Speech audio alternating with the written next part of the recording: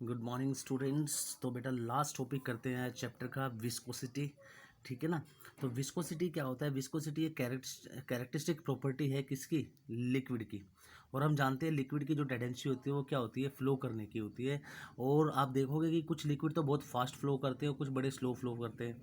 ऐसा क्यों होता है? ऐसा जो डिफरेंस है फास्ट फ्लो करने का और स्लो फ्लो करने का, वो किस वजह से होता है? Due to intermolecular force of attraction की वजह से। कि लिक्विड में इंटरमोलिकुलर फोर्स ऑफ अट्रैक्शन किस तरह का है? जैसे पानी का एक जार ले लीजिए, आप 2 जार ले लीजिए और पहले जार में क्या करो, बीकर के अंदर इंक यहाँ पे लगा दीजिए और दूसरे जार में हनी लगा दीजिए, शहद लगा दीजिए।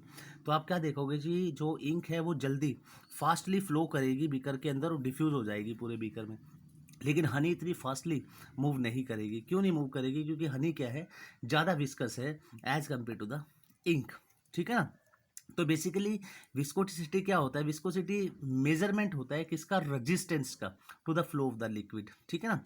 जब लिक्विड फ्लो करना स्टार्ट करता है किसी सरफेस के साथ, तो जो रेजिस्टेंस है जो उसको फ्लो करने से रोक रहा है, उस रेजिस्टेंस का मेजरमेंट ही हमें बता देता है कि वो कितना विस्कस है लिक्विड। ठीक है ना। सेकंड, आपको पता होना चाहिए लैमिनर फ्लो क्या होता है। लैमिनर फ्लो क्या होता है? बेसिकली आपको पता होना चाहिए, जब जब भी कोई लिक्विड किसी सरफेस के ऊपर मूव करता है, तो ऐसा तो है नहीं एक ही लेयर है, बहुत सारी लेयर होंगी एक दूसरे के ऊपर।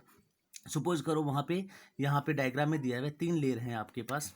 ठीक है ना, लिक्विड के ऊपर।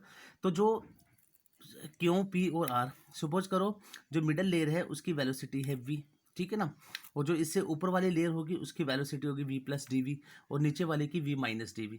आप कहोगे सर ये नीचे वाली कम है ऊपर वाली ज़्यादा, क्यों?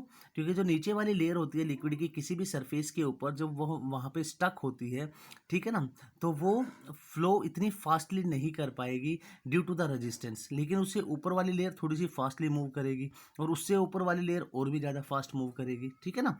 इसलिए अगर ये वी है तो ये वी माइनस डी वी होगा, और ऊपर वाला क्या होगा? वी प्लस डी वी होगा। ठीक है ना। तो इसी तरह के फ्लो को, यानी हम ये कह सकते हैं the type of flow in which there is gradual gradation in the velocity on passing from one layer to the another is called laminar flow. ठीक है ना।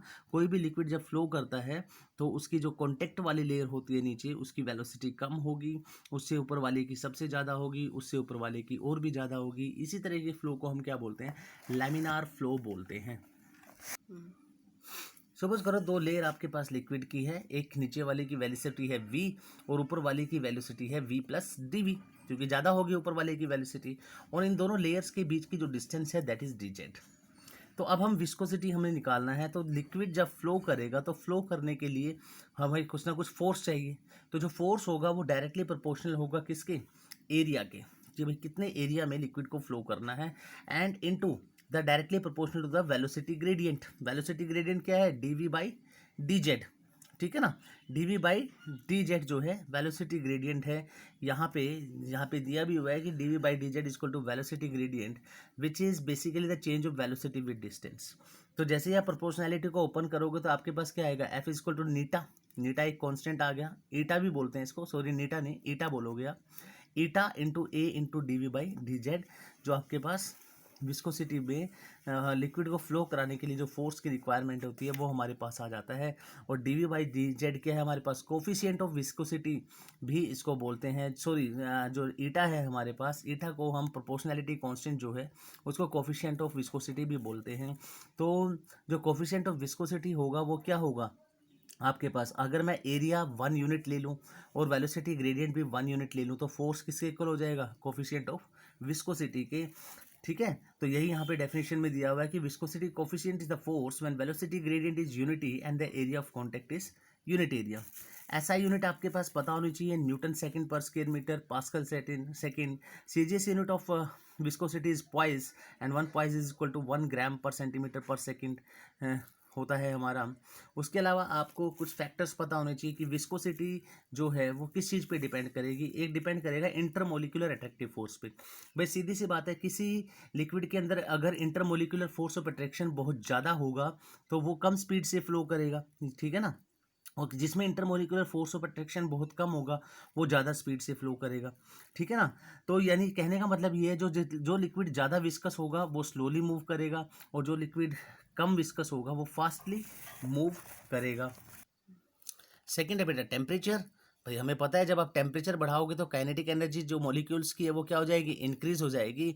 और जो काइनेटिक एनर्जी इंक्रीज होगी तो वो इंटरमोलिकुलर फोर्स ऑफ अट्रैक्शन को क्या करेगी, उसको ब्रेक करने की कोशिश करेगी। और जो विस्कोसिटी है वो क्या हो जाएगी, डिक्रीज हो जाती है टेम्परेचर बढ़ाने से। ठीक है, इसमें ग्लास जो है परफेक्ट एग्जाम्पल है। एक्चुअली इसको सूडो सॉलिड भी बोलते हैं हम ग्लास को, क्योंकि ये लिक्विड की तरह फ्लो भी करता है और हमें देखने में कैसा लगता है, सॉलिड। ठीक है, तो इसको सॉलिड स्टेट में पढ़ेंगे हम कि सूडो सॉलिड्स क्या होते हैं। और विस्कोसिटी इन एवरीडे लाइफ आपको पता होना चाहिए। जो विस्कोसिटी है कैन बी ऑब्जर्व, अगर आप हनी को जार में स्टक कर दो वहाँ पे, तो हनी जो है बड़ी स्लोली स्लोली मूव करती है। क्यों, क्योंकि जो कांटेक्ट में होगा हनी की लेयर, वो तो वहाँ तो रेजिस्टेंस ज़्यादा होने की वजह से मूव करेगा ही नहीं। लेकिन जो दूर वाली लेयर है वो भी बड़ी कम स्पीड से ही मूव कर पाती है वहाँ पे। क्यों, क्योंकि क्या होता है कि because the viscous force with in the honey try to prevent any of the honey moving since the honey near the wall cannot move। तो ये हमारे पास एक एवरीडे लाइफ में इसका विस्कोसिटी का जो है कहाँ पे यूज़ होता है। तो ये बस ये लास्ट टॉपिक था बेटा आपका इस चैप्टर का। The chapter is over. Okay, thank you very much.